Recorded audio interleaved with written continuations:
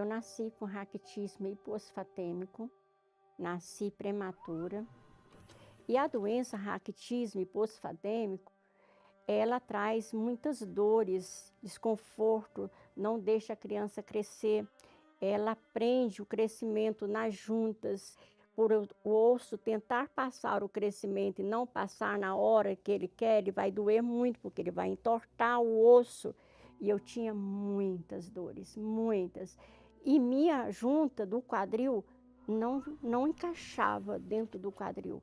Aí foi quando eu caía muito, eu caía muito. Tudo que eu ia fazer, andar, era um desequilíbrio e eu caía. Eu tinha muitas quedas feias, feias mesmo. Quando o meu pai descobriu a minha condições de uma deficiência, para ele aquilo ali foi um quê? Uma vergonha. Ele me escondia. Ele usava umas palavras muito duras, muito fortes, como aleijadinha, sabe, não serve para nada. Ele sempre me tratou com muito preconceito, muito preconceito. Ele não aceitava a sua condição. Não, de forma alguma, porque todos os meus outros irmãos eram normal. E eu era a única diferente de todos e muito diferente. E eu fui crescendo nessas condições de ouvir, de ser afastada, de não ir para a escola.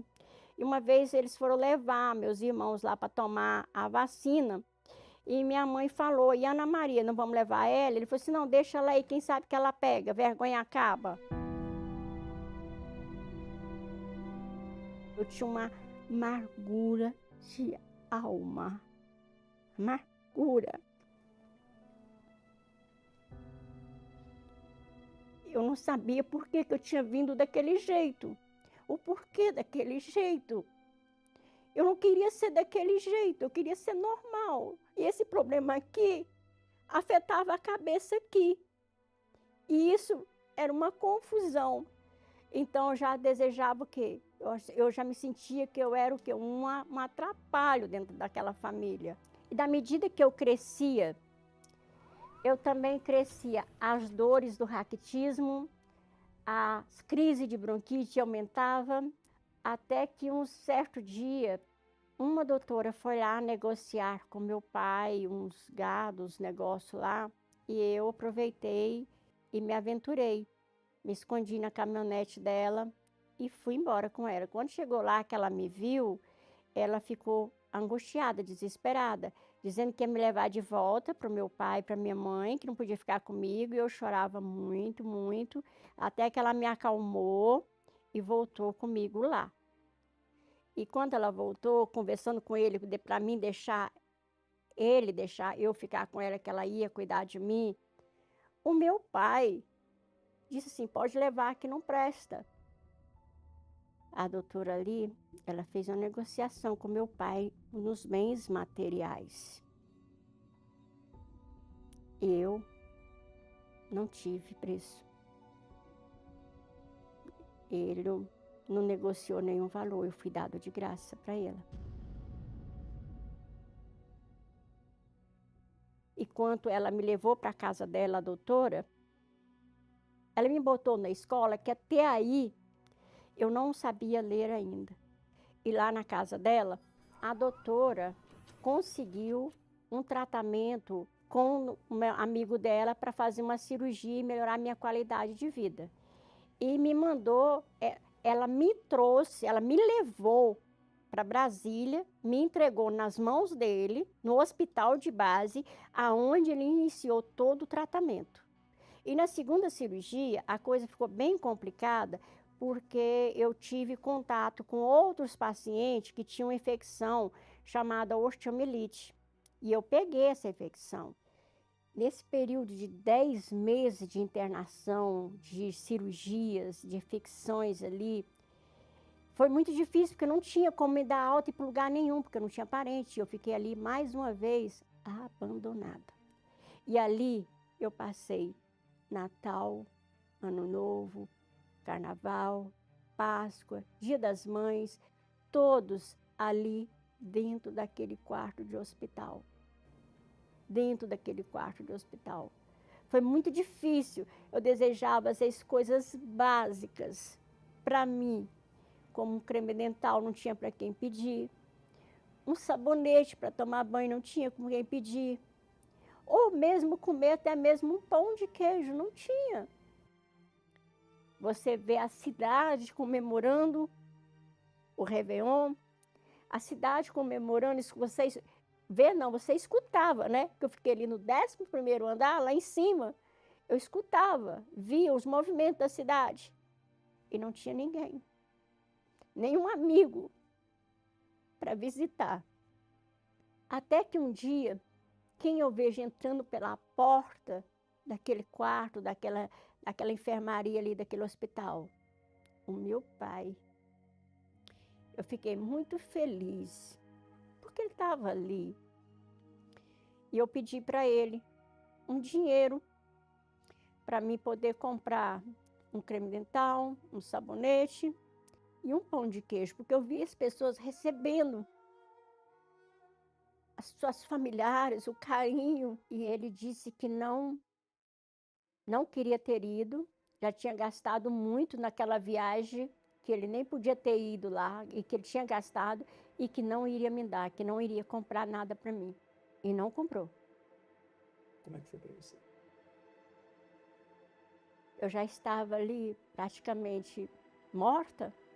Eu posso dizer, choro, lágrimas de sangue. Doeu demais. E aí eu tive alta. E agora para onde ir? Não tinha parente, não tinha ninguém. Até que uma pessoa se dispôs em ceder o lugar e me ofereceu ajuda. Eu comia o que era permitido e às vezes nem que não era. Ali eu fui agredida. Ali eu me sentia, sabe, muito sozinha. E um dia eu voltando para o meu trabalho, eu estava muito angustiada. E eu vi a placa da igreja. Naquele dia que eu entrei, na primeira reunião, eu saí dali, que parecia que eu estava voando, flutuando. E comecei a fazer as correntes, e eu estava com a alma ali, o que ainda? Cheia de amargura. Já tinha passado uns 2 anos e eu continuava na igreja, muita coisa tinha melhorado. Não tinha mudança completa, mas tinha melhorado. E eu queria mudança completa, porque eu não era completa, não era aquilo ali, eu não estava ali por querer aquilo ali. Eu já entendi que Jesus tinha dado a vida dele por mim, e Jesus já tinha me perdoado, mas eu não conseguia perdoar. Quando veio a Fogueira Santa, que falou do sacrifício, para mim o maior sacrifício foi perdoar o meu pai. E eu decidi entregar o perdão para o meu pai. Mas antes de eu cumprir o sacrifício material, como diz, deixa a tua oferta no altar e vai até teu irmão. Eu não fui até o meu irmão, não, eu fui até o meu genitor, meu pai, pedir perdão para ele.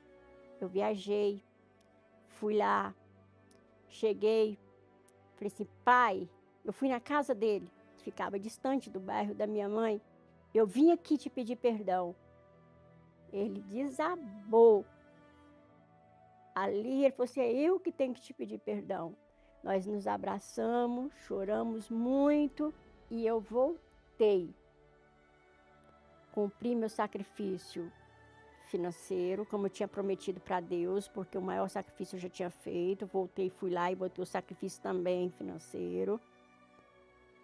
E quando eu subi no altar, eu senti uma paz tão grande, mas tão grande, que não tem como explicar. Ali o Espírito Santo veio. Eu estava nascendo de novo. Eu nasci. Eu não nasci do Espírito. Nasci da palavra, nasci dele. Naquele momento, para mim não existia deficiência. Eu era a mais perfeita do mundo e sou a mais perfeita do mundo. Para mim, hoje, que as pessoas pensam ou falam, para mim não era... O não eu já tenho. Eu quero é o sim. O sim ele me dá. Quanto é da vontade dele, ele me dá o sim. quanto da vontade dele, porque às vezes nós queremos tanto uma coisa, nós temos que saber, é da vontade dele? Ele quer isso para mim? É bom para mim?